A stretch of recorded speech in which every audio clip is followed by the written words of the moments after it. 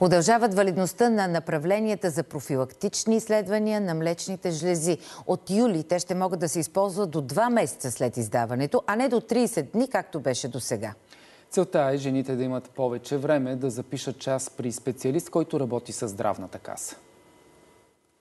Румяна Каменова чува диагнозата рак на гърдата преди 10 години. Беше открито на време и беше открито на профилактичен преглед. Аз нямах абсолютно никакви симптоми. На мамография ходех през 2 години и на една такава въпросна мамография, която направих през година и половина, се откри моето образование. Жената печели битката с рака на гърдата. По препоръка на семейния лекар води 75-годишната си майка на профилактична мамография.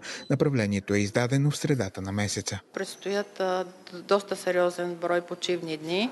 Ако направлението е издадено преди тях, това доста намалява самия срок, в който човек може да се възползва. В нашия случай е точно такъв и аз предпочетах веднага да дойдем. Според нея, удължаването на валидността на направленията за ехо и мамография на млечните жлези от 30 на 60 дни ще бъде от полза на много жени. Защото ще даде по-голяма възможност на хората да го използват това направление. Сега жените често не могат да използват направлението за профилактика на млечните жлези, казва общо практикуващият доктор Иванов. Пациентите не можеха да си запишат час при специалист, който да направи тези изследвания, и повечето от направленията оставаха неизползвани. Сега, когато времето е 2 месеца, вероятността да си намерят свободен час при специалист е много по-голяма.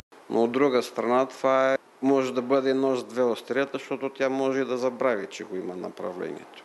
В Столичната университетска онкологична болница предварително записване на час за мамография няма. В нашето отделение се извършва мамография в деня, в който дойде жената. Нашите възможности на деня да прегледаме, да извършим мамография все още не са изпълнени до краен предел, за да ни се налага да правиме листа на чакащи. Повечето жени у нас търсят лекарска помощ, след като напипат бучка в гърдата. Идеята на мамографията, профилактична, скринингова, е рака да бъде видян преди някой да може да го напипа. Диагностицира ли се карцинома в няколко милиметра преди да бъде клинично изявен, той е на 100% лечим. Здравето е наша лична отговорност. От тази година възможностите за профилактични изследвания на млечните жлези са повече. По данни на здравната каса, през първите 3 месеца на 2024 над 64 000 жени са си направили профилактични мамо- и ехография.